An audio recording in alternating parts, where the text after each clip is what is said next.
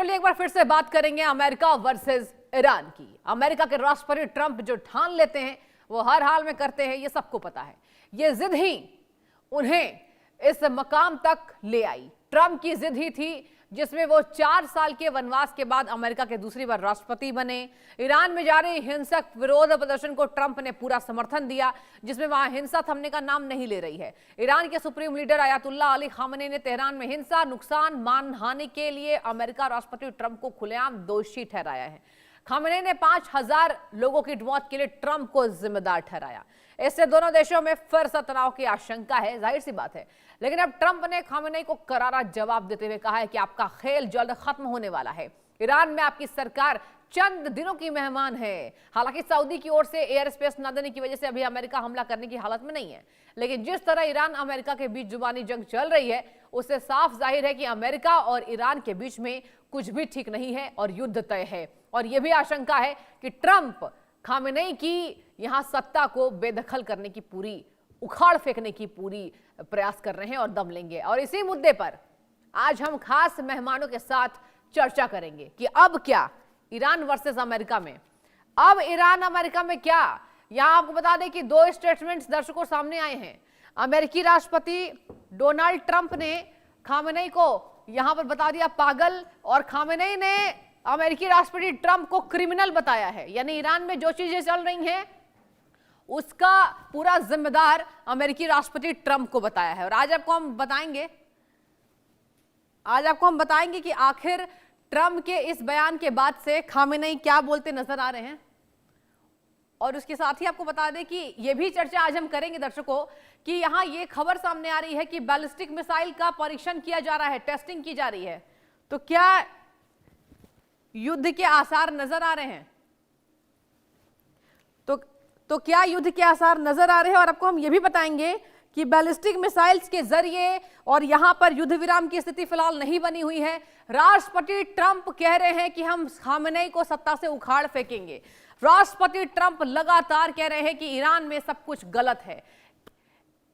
और इधर खामेनी ने साफ कहा है कि जो भी अमेरिका में हो रहा है, जो भी अमेरिका की वजह से आज ये ईरान में हुआ है। एक बार आपको बताएंगे, हम समझाएंगे कि ट्रंप पर खामेनी के क्या क्या आरोप सामने आए हैं। खामेनी ने ट्रंप को अपराधी बताया है। 5000 लोगों के जो मौत हुई है पूरा जिम्मेदार खामेनी ने ट्रंप को समझाया। एक बार हम ग्राफिक्स के माध्यम से आपको समझाएंगे कि खामेनी ने ट्रंप के लिए क्या क्या कहा है। 5000 लोगों के लिए ट्रंप जिम्मेदार है, सुनते जाइए। इसके साथ ही खामेनी ने यह भी जिम्मेदारी बताई है कि ईरानी राष्ट्र पर ट्रंप ने झूठे आरोप लगाए हैं। इसके साथ आपको बता दें यहां पर ईरान की बदनामी के लिए ट्रंप जिम्मेदार हैं। ट्रंप पर सीधे खामेनी का अटैक है, आपको हम समझा रहे हैं। विरोध प्रदर्शन के पीछे अमेरिकी साजिश है। जो भी विरोध चल रहा है, अमेरिका का ही हाथ है, अमेरिका का ही ये दुष्परिणाम है। ट्रंप ने दंगाइयों को उकसाया कि आप दंगा कीजिए ईरान में, हम मदद को तैयार हैं। और आपने देखा होगा सैन्य सहायता देने की बात कही ट्रंप ने। ईरान के लिए बता दें आपको, प्रदर्शन को तेज किया था खामेनी का बड़ा बयान। खामेनी ने ट्रंप को अपराधी बताया है कि जो भी ईरान में हिंसा हुई, जितनी मौतें हुई, जितने खून बहे हैं, सब ट्रंप दोषी हैं। आगे सुनिए, 5000 मौतों के लिए ट्रंप जिम्मेदार है। 5000 मौतें। और ट्रंप की कमजोरी आपको सुनाते हैं। ईरान की बड़ी कमजोरी पुरानी सैन्य तकनीक है। आपको हम कमजोरी समझा रहे एक बार। अत्याधुनिक हथियारों की कमी है ईरान के पास। इसके साथ सुन लीजिए, यहां पर यह भी बात सामने आ रही है कि अगर हम ईरान के पास कमजोर वायुसेना की बात करें, वो भी सामने स्थिति बनी हुई है। वायुसेना कमजोर है, जाहिर सी बात है। और सुनिए, F-14, F-4 और मिग लड़ाकू विमान है ईरान के पास। इसके साथ सुन लीजिए, कमजोरी वर्सेस शक्ति भी आपको बता रहे हैं। विमानों का रखरखाव प्रतिबंधों के कारण कठिन है। प्रतिबंध लगाया गया है, आपको पता होगा ईरान पर प्रतिबंध लगा दिए गए थे। इसके साथ ही वैश्विक सैन्य पहुंच का भयंकर अभाव है। यही कमजोरी आपको बता रहे ईरान की, क्यों ट्रंप के पीछे वो नजर आ रहे हैं। आर्थिक प्रतिबंधों से सीमित संसाधन है ईरान के पास, संसाधनों की कमी है दर्शकों। लंबे युद्ध को झेलने की क्षमता ईरान कम रखता है। इसके साथ सुनिए, सुनते जाइए। अभी सैटेलाइट नेटवर्क और तकनीकी कमी है ईरान के पास। इसी वजह से ट्रंप के सामने कमजोर है खामेनी। पुरानी सैन्य तकनीक है ईरान के पास, पुरानी सैन्य तकनीक है। और इधर ट्रंप को उन्होंने क्रिमिनल बताया। और सुनिए, ट्रंप को क्रिमिनल बताते हुए साफ तौर पर खामेनी ने कहा है दर्शकों कि ट्रंप जिम्मेदार है। 5000 लोगों की मौत की बात को एक्सेप्ट किया है खामेनी ने। खामेनी ने यह बात माना कि ईरान में जितनी मौतें हुई हैं सब ट्रंप की वजह से हुआ है। ट्रंप ने ईरान में प्रदर्शनकारियों को सपोर्ट किया है, ईरान को जलाया है। और इधर ट्रंप लगातार बयान दे रहे। एक बात और आपको मैं अपडेट देती हूं दर्शकों, कहा यह जा रहा है कि यहां पर लगातार ईरान के द्वारा व्हाइट हाउस में जो चर्चा हुई है उसके बाद से कहीं ना कहीं ट्रंप थोड़े बेबस नजर आ रहे हैं केवल एक बात पर। और चलिए एक बार हम चर्चा विशेष करेंगे। खास मेहमान का स्वागत करना मैं चाहूंगी, डिफेंस एक्सपर्ट के तौर पर जेके बंसल जी जुड़ चुके हैं। सर बहुत स्वागत है आपका और बहुत शुक्रिया इंडिया न्यूज में आने के लिए। सबसे पहला सवाल तो देखिए ये होगा सर, देखिए हमने ग्राफिक्स के माध्यम से दर्शकों को ईरान की कमजोरी बताई, इसके साथ में 2-3 बातें यहां रखूंगी और आपसे मैं जवाब लूंगी। सर आपकी टिप्पणी बहुत इंपॉर्टेंट है। सर ये भी बताइए कि ये कहा जा रहा है कि ट्रंप को क्रिमिनल कहा ईरान ने, खामेनी ने, और ट्रंप ने खामेनी को पागल कहा कि 37 साल की सत्ता उखाड़ फेंकेंगे। और अब ये खबर सामने आ रही है कि व्हाइट हाउस में चर्चा के बाद से ट्रंप के थोड़े कदम पीछे हटे। सर आपको लगता है क्या कि अब जो युद्ध विराम की स्थिति में पहुंचेगा या फिर हो सकता है कि बैलिस्टिक मिसाइल का परीक्षण किया जा रहा है तो युद्ध तय है? क्या लगता है sir? Morning Srishti. Morning sir. अच्छी रिपोर्ट आपने पेश की। देखिए एक दूसरे के ऊपर इस तरह के जो बातें कर रहे हैं, हाँ क्रिमिनल बताया खामनेई ने ट्रंप को, ट्रंप बिल्कुल। कहता है खामनेई बीमार है मानसिक रूप से। और यहाँ सबसे बड़ी बात जो आपने बहुत कही है ये कि जो बैलिस्टिक मिसाइल का सो कॉल्ड टेस्ट किया है यस ईरान ने, और कहते हैं इसकी मारक क्षमता 10,000 किलोमीटर तक है, जी सर। जिसकी जद में जो है अभी अमेरिका डायरेक्टली आता है, न कि सिर्फ उसके बेस। तो हालांकि मुझे नहीं लगता कि ईरान ने इस तरह की कोई मिसाइल का परीक्षण किया हो जिस तरह के प्रतिबंध उसके पास उसके ऊपर हैं, और जो उनकी इस समय इकोनॉमी बिल्कुल ध्वस्त है। लेकिन ये करने के बाद में अभी ईरान ने एक और संकेत अमेरिका को दे दिया है कि अमेरिका अब नहीं छोड़ेगा ईरान को। इसलिए नहीं छोड़ेगा, जब ईरान को ने एक तरह से डायरेक्ट धमकी दे दी है अमेरिका को, तो ये अब इस समय सिर्फ समय का इंतजार है। जो बातें कही जा रही हैं कि ट्रंप या जो ट्रंप प्रशासन वो बिल्कुल ये नहीं चाहता किसी तरह का फेल्योर हो, पूरी सक्सेस मिलनी चाहिए ईरान के अंदर में, इसलिए वो पूरी प्लानिंग कर रहे हैं। प्लानिंग में जो उनके बेड़े चल चुके हैं, दो जो एयरक्राफ्ट कैरियर हैं, और खास करके जो अमेरिका से आ रहा है उसमें 15-20 दिन और लगेंगे, तो उस समय तक का ये सिर्फ बाई टाइम की बात है। जी। और फिर उसके कई कारण इसलिए बताए गए थे कि इस समय अटैक इसलिए भी नहीं कर रहे हैं। इजराइल ने बोला कि ईरान में इस समय अटैक करने पर वहां की जनता जो है सहानुभूति दिखाएगी, वो एक हो जाएंगे, और जो ये जो अभी विद्रोह की आग है ये कम हो जाएगी। जबकि अमेरिका और इजराइल ये चाहता है कि इजराइल की आग भड़कती है, हाँ। जिससे कि इनकी सत्ता को लोग उखाड़ फेंकें, और उसके बाद में या तो खामनेई को जाना पड़ेगा, जैसे बातें आती हैं कि वो शायद रशिया चले जाएं, कभी बात आती है यूएई जाए, और या जो है उनका भी यही हश्र हो जो कि मादरू का हुआ था। तो ये भी बहुत एक फ्लूइड स्थिति है, लेकिन इतना जरूर तय है कि अभी अमेरिका नहीं छोड़ेगा ईरान को। ये जो बात, क्योंकि अब डायरेक्ट, अब तक तो ये लगता था कि खतरा सिर्फ इजराइल के ऊपर में मिडिल ईस्ट में है, या मिडिल ईस्ट में जो उनके ठिकाने हैं।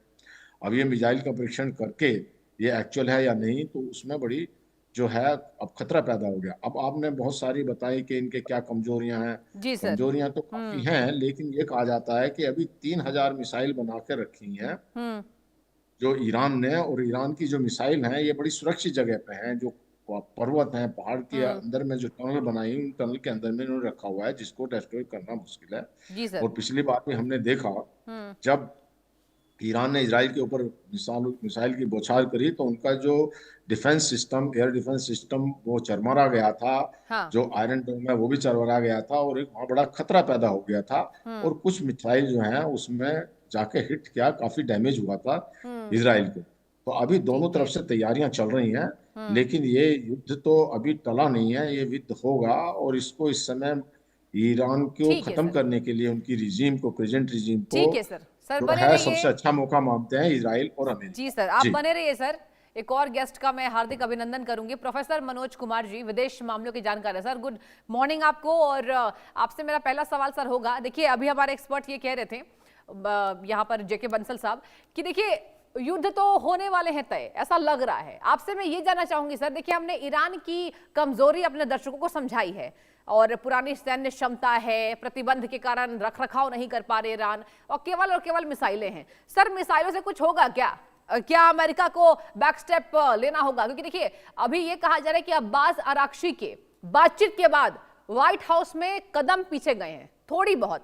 नहीं तो पहले तो ईरान पर पूरा अटैक करने का यहाँ पर ट्रंप ने प्लॉटिंग कर ली थी। आपसे सर मैं ये समझना चाहूंगी कि क्या आपको लगता है कि ईरान के मिसाइलों की ताकतों को देखते हुए हो सकता है अमेरिका पीछे जाए? खाड़ी देशों ने भी एयर स्पेस देने से मना किया था, तो ये भी बात सामने आ रही कि ट्रंप पीछे हटे थे। आपको क्या लगता है सर, अभी युद्ध का माहौल आप देख रहे हैं आने वाले समय में, या फिर हो सकता है कि इसमें टाइम लगे लेकिन होगा जरूर?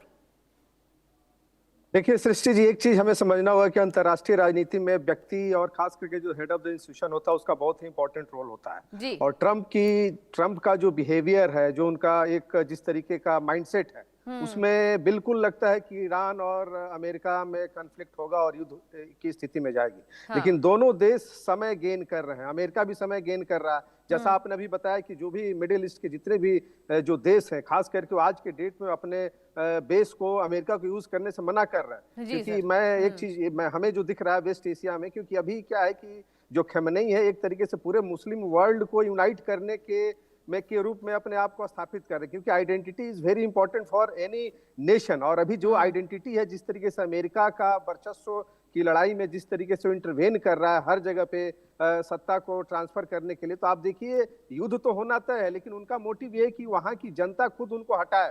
लेकिन अभी जिस तरीके से आप देख सकते हैं कि वहां पे भी ईरान में भी 2 खेमे बढ़ चुके हैं, जो अपोजिशन है उसे बहुत ज्यादा समर्थन नहीं मिल रहा है। और इसमें इजराइल की भूमिका बड़ी इंपॉर्टेंट हो जाती है, क्योंकि अमेरिका इजराइल के कहने पे ही ईरान पे अटैक करेगा, ये भी तय। और अभी इजराइल बिल्कुल मना करने की स्थिति में है, क्योंकि हम सब जानते हैं कि गाजा और फिलिस्तीन का जो कॉन्फ्लिक्ट था उसमें जिस तरीके से ईरान ने परोक्ष रूप से ये किया, और आप समझ सकते हैं उस बेल्ट में जितने बेस हैं वो सारे को डिस्ट्रॉय करने की क्षमता रखता है ईरान। और मुझे लगता है कि अभी जो बैलिस्टिक मिसाइल का जो परीक्षण किया है, क्योंकि हमें अमेरिका को भी समझना होगा कि आज उसके साथ चाइना भी सपोर्ट कर रहा है और खास करके रसिया ने ओपनली सपोर्ट करने की बात कही है। युद्ध तो ईरान को लड़ना पड़ेगा, लेकिन टेक्निकल सपोर्ट मिलने के बाद से उसके जो बेस है वो शायद डिस्ट्रॉय हो सकते हैं। और अमेरिका किसी भी स्थिति में नहीं चाहेगा कि मिडिल ईस्ट में हमारे बेस डिस्ट्रॉय हो, और इसीलिए शायद ये लोग समय का गेन कर रहा है लोग, ताकि वहां पे इंटरनल कॉन्फ्लिक्ट्स हो जिससे पॉलिटिकल इंस्टेबिलिटी खड़ी हो और वहां पे स्वतः ही खौमनई वापस चले जाए। लेकिन वो स्थिति बनती हुई दिख नहीं रही है, क्योंकि आप देख सकते हैं कि जिस तरीके से ट्रंप ने टैरिफ के आधार पे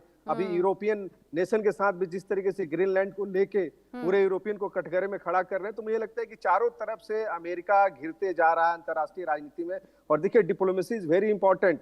सिर्फ सैन्य बल के आधार पे आप ठीक है, सैन्य में तो आप जीत सकते हैं, लेकिन उसके बाद की जो स्थिति होगी शायद वो अनकंट्रोल हो जाएगी। तो मुझे लगता है कि जिस तरीके से विश्व अभी पूरा अमेरिका के खिलाफ खड़े होते हुए दिख रहा है, चाहे वो यूरोपियन यूनियन के नेशन हो, चाहे नेटो, और इवन आप साउथ एशिया रीजन में भी देख सकती हैं, रसिया, चाइना, भारत कहीं ना कहीं एक तरीके से ट्रंप की नीतियों का एक तरीके से उसका दुष्परिणाम झेल रहा है टैरिफ के मामले में। और ईरान के ऊपर ऑलरेडी पहले से सैंक्शन लगे हुए हैं। कहा कि भारत में भी, लेकिन देखिए सर, यहाँ पे ये भी तो ट्रंप एक्सपेक्ट कर रहे हैं इंडिया से ना, कि गाजा पट्टी पर जो उन्होंने यहाँ पर शांति की अपील की है और पीस कमेटी बनाई है, उस पर भारत का हस्तक्षेप चाह रहे हैं, और यहाँ पर भारत जो है वो टैरिफ की मार झेल रहा है। तो आपको लगता है क्या कि ट्रंप का खुलेआम सपोर्ट करेगा भारत? लगता है क्या? देखिए अंतर्राष्ट्रीय राजनीति में नेशनल इंटरेस्ट किसी भी देश के लिए सबसे बड़ा इंपॉर्टेंट होता है, और भारत का जो नेशनल इंटरेस्ट है, क्योंकि आप देख सकते हैं कि आजादी के बाद से भारत ने किसी गुट में शामिल नहीं हुआ, लेकिन अभी पिछले 11 सालों में नरेंद्र मोदी जी के नेतृत्व में जो सरकार चलाई जा रही है वो नेशनल इंटरेस्ट को सबसे आगे रख रहा है। चाहे हम ऑपरेशन सिंदूर में भी देख सकते हैं, और जिस तरीके से टैरिफ का जो दबाव अमेरिका भारत के ऊपर दे रहा है, उसके बावजूद भी भारत बिल्कुल झुकने को तैयार नहीं है। तो आप समझ सकते हैं कि भारत हमेशा नेशनल इंटरेस्ट को आगे रखेगा। और टैक्टिकल जो एक होता है अंतर्राष्ट्रीय जगत में, हम सब जानते हैं कि जब डिप्लोमेसी वर्ड तो बहुत छोटा है, लेकिन उसके पीछे जो हार्ड बार्गेनिंग होती है वो बहुत ही एक तरीके से अंतर्राष्ट्रीय राजनीति में कड़े रूप से होती है। तो मुझे लगता है कि भारत की नीति वही रहेगी, और डिप्लोमेसी के माध्यम से, और भारत ने हमेशा से पीस की बात की है, कोएग्जिस्टेंस की बात की है, और जितने अंतर्राष्ट्रीय संगठन हैं जो भी बनाए गए हैं वो सिर्फ मतलब अगर आप देख लीजिए तो उसके आधार पे अगर काम किया जाए तो मुझे लगता है कि सारी समस्याएं दूर हो सकती है। लेकिन अमेरिका अपने हेजेमनी को बनाए रखने के लिए उन सारे चीजों को तोड़ रहा है, अपने आप को एग्जिट कर रहा है। तो मुझे लगता है कि जो वर्ल्ड ऑर्डर है वो भी एक तरीके से नया अलाइनमेंट होगा। और कल हम लोगों ने डिस्कस भी किया कि अमेरिका कभी भी नहीं चाहेगा कि मल्टीपोलर वर्ल्ड बने, वो हमेशा चाहेगा कि यूनिपोलर वर्ल्ड बने, और शायद इसीलिए इस तरीके की चीजों को एग्जीक्यूट करने का प्रयास कर रहा है, चाहे मिडिल ईस्ट हो, ईरान के साथ साथ हो, चाइना के ठीक है। साथ हो, रसिया के साथ हो।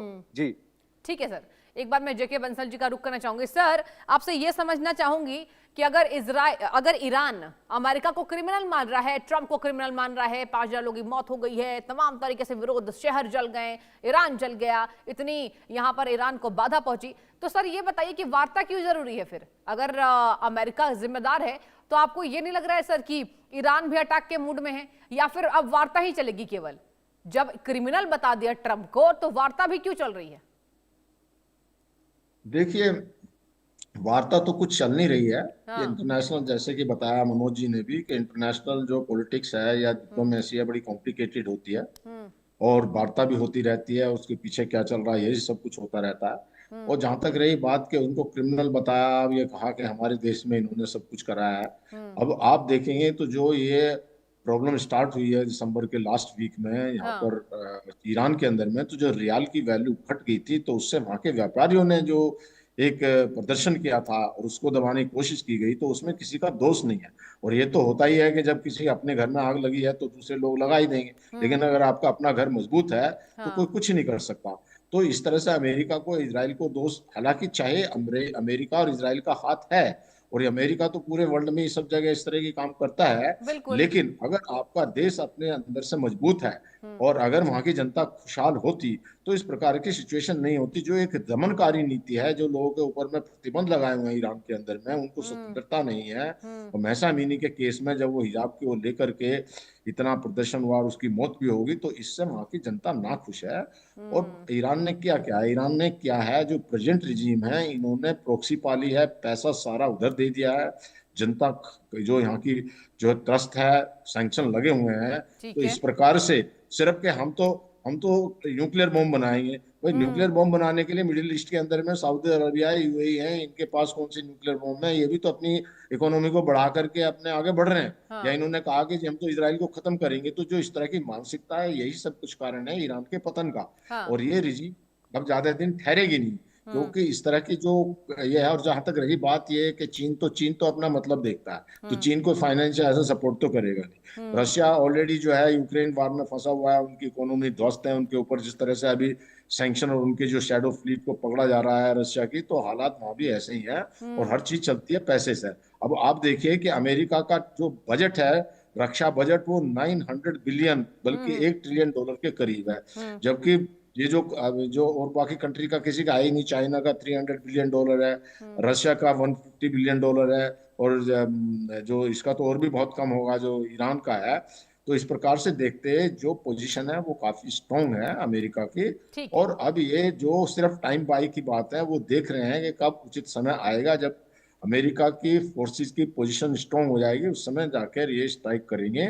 और ये लड़ाई तो होगी, और ये रिजीम भी जरूर चेंज होगी। रिजीम अभी किसी एक मॉडरेट रिजीम वहां पर आएगी, क्योंकि ये बहुत एक तानाशाही और एक कट्टरवादिता और जो जिहादी मानसिकता की है, जो हमास, हूथी और हिजबुल्लाह पाले हुए हैं, और जो पूरी दुनिया में तांडव मचा रहे हैं, इजराइल में मचा रहे हैं। और हमास तो जो है अभी ठीक है। पाकिस्तान के साथ में भी आता है, यहाँ भी इनकी मीटिंग वीटिंग अटेंड करता है, अपने जो पैर पसार रहा है। तो इस तरह से ये कोई अच्छा नहीं है। तो इस तरह से अभी ये ठीक है सर, स्थिति। एक बार मैं मनोज जी का रुख करूंगी क्योंकि समय का भी अभाव है। मनोज जी, आपसे दो बातें मैं पूछना चाहूंगी। देखिए, हमारे सर ये जेके बंसल सर ने भी यही कहा कि कहीं ना कहीं कट्टरपंथ के खिलाफ अमेरिका खड़ा है। ठीक है, वो नजर आ रहा है। लेकिन मैं आपसे एक और सवाल, जो कि तमाम जगह ये सवाल उठाए जा रहे हैं। देखिए सर, खाड़ी देश डायरेक्ट युद्ध तो करता नहीं है क्योंकि उन्हें शांति पसंद है। उसके बाद अगर हम कट्टरपंथी इस्लामिक देशों की बात करें, केवल वो साथ दे रहा है। तो क्या आपको लगता है कि अब इस्लामिक कंट्रीज में भी ईरान वर्सेस अमेरिका के अलग अलग कॉन्फ्लिक्ट्स होते दिखाई देंगे? क्योंकि कई देशों में यहां पर अलग अलग धरा दिखाई दे रहा है। इस पर क्या जानकारी देंगे? सृष्टि जी, ईरान, देखिए सृष्टि जी, ईरान एक सिया बहुल कंट्री है। और आप मिडिल ईस्ट की जो बात आप कर रही हैं, तो सिया सुन्नी का जो एक डिबेट है हम सब जानते हैं। लेकिन इस्लाम के नाम पे सारे लोग आज की डेट में अमेरिका के खिलाफ खड़े होते दिख रहे हैं। क्योंकि ऑब्वियस है कि जो मिडिल ईस्ट है और जो गल्फ है, वो हमेशा से शांति पसंद देश रहा है। जैसे बंसल सर अभी जो बता रहे थे, वो जिस तरीके से अपने आप को आर्थिक विकास के माध्यम से अमेरिका के साथ जो कदम से कदम मिला के चलता है। लेकिन ईरान का जो खास करके जो खलीफा बनने का पूरे मिडिल ईस्ट में और मुस्लिम वर्ल्ड में जो अप्रोच है, शायद यही कहीं ना कहीं उसको डिटोरेट कर रहा है। और खोमेनी ठीक इस है। चीज में हम सब जानते हैं कि सर समय की कमी है, बहुत माफी चाहूंगी सर, समय की कमी है और जी, बहुत जी, माफी चाहूंगी जी, आप दोनों का। वैसे बहुत बहुत शुक्रिया चर्चा में शामिल होने के लिए। और वक्त एक छोटे से ब्रेक का, आप देख रहे हैं इंडिया न्यूज लगातार।